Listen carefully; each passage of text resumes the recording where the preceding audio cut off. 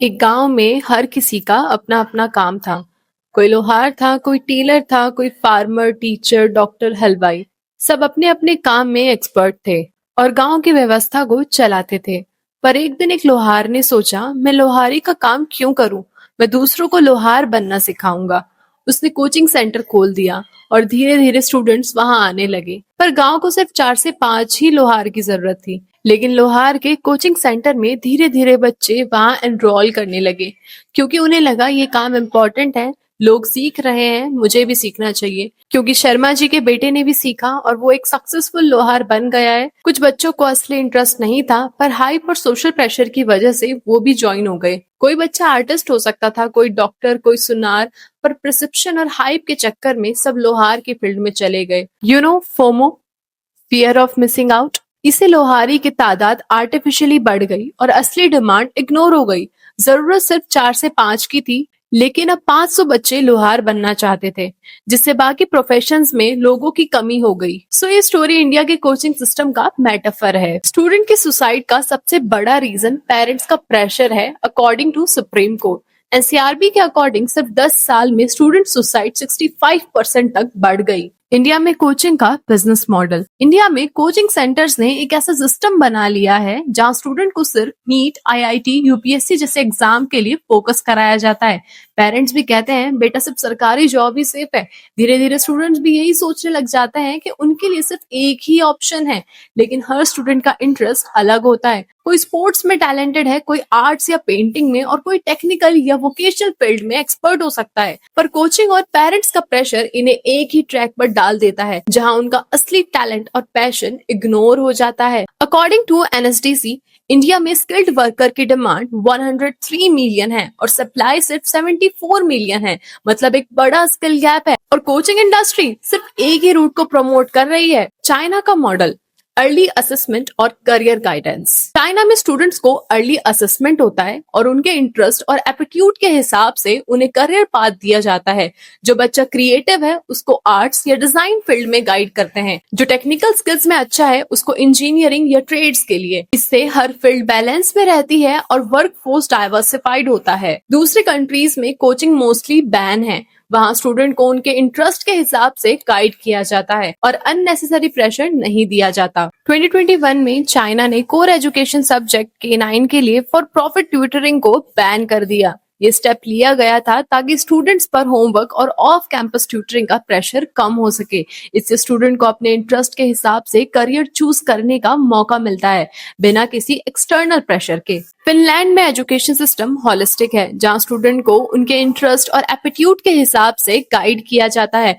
यहाँ पर कोचिंग का कॉन्सेप्ट उतना प्रेवलेंट नहीं है और स्टूडेंट को अपने करियर चॉइसेस में फ्रीडम मिलती है। साउथ कोरिया में भी कोचिंग का कल्चर काफी प्रेवलेंट है, लेकिन रिसेंट ईयर्स में गवर्नमेंट ने रिफॉर्म्स इम्प्लीमेंट किए हैं ताकि स्टूडेंट पर अननेसेसरी एकेडमिक प्रेशर कम हो सके।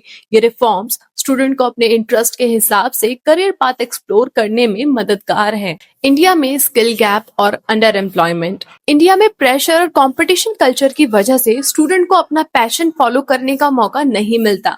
बच्चा जो स्पोर्ट में टैलेंटेड है उसको भी इंजीनियरिंग या मेडिसिन की रेस में डाल दिया जाता है। आर्टिस्ट, टेक्नीशियन और ट्रेड्स वाले फील्ड इग्नोर हो रहे हैं। According to report, 82.2% workforce low competency jobs में काम कर रही है और 53% ग्रेजुएट्स और 36% पोस्ट ग्रेजुएट्स अपनी क्वालिफिकेशन के नीचे जॉब्स कर रहे हैं। ये क्लियरली दिखाता है कि इंटरेस्ट के हिसाब से गाइडेंस नहीं मिल रही है और टैलेंट वेस्ट हो रहा है। Now I am going to tell you high paying but ignored field in India.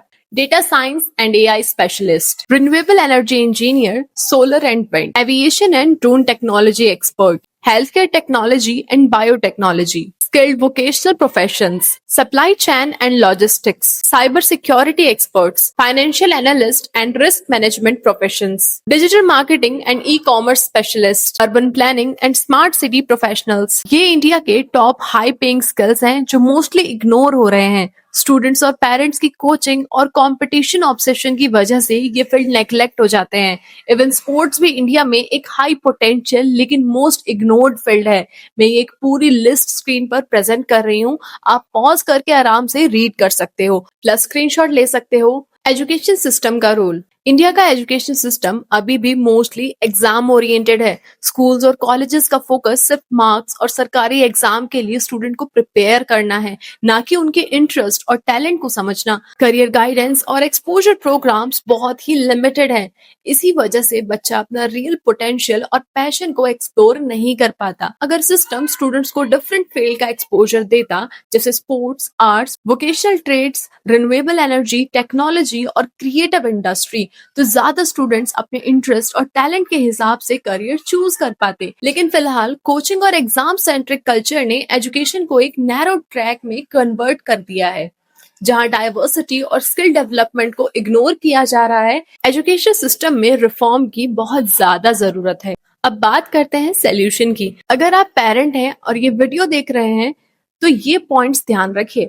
बच्चों पर अननेसेसरी प्रेशर मत डालो कि उन्हें सिर्फ सरकारी जॉब करनी है। उनको वर्ल्ड एक्सप्लोर करने का चांस दीजिए। Different professions, hobbies, sports and arts, उनके इंटरेस्ट ऑब्जर्व करें और सपोर्ट करें, उन्हें फोर्स मत कीजिए। अगर स्कूल या कोचिंग गाइड नहीं कर रहे हैं तो खुद रिसर्च करें और उनको वाइड एक्सपोजर दें। अगर बच्चा अपने इंटरेस्ट के हिसाब से काम करेगा तो वो अपना 100% एफर्ट दे पाएगा, खुश रहेगा और अच्छे रिजल्ट लाएगा। अगर वो सिर्फ प्रेशर की वजह से किसी फील्ड में आया तो कभी भी फुली सेटिस्फाइड नहीं होगा। Now the message for coaching mafias. अगर आप देश से प्यार करते हो तो अपने बिजनेस के लिए बच्चों का फ्यूचर एक्सप्लॉइट मत कीजिए। उनको अच्छे से गाइड करो, उनके इंटरेस्ट के हिसाब से एक्सपोजर दो। अगर सिर्फ पैसा ही कमाना है तो और भी बहुत सारे बिजनेस मॉडल्स हैं।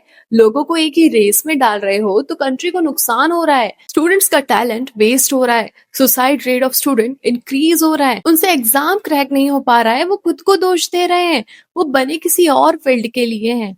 बच्चों का फ्यूचर आपके अनएथिकल बिजनेस से नहीं, उनके इंटरेस्ट और स्किल के हिसाब से डिसाइड होना चाहिए। Now the overall conclusion is, जैसे एक गांव तभी फ्लरिश करता है जब हर प्रोफेशन रिस्पेक्टेड हो और जरूरत के हिसाब से बैलेंस हो, वैसे ही देश तभी ग्रो करेगा जब स्टूडेंट्स को उनके इंटरेस्ट के हिसाब से गाइड किया जाएगा।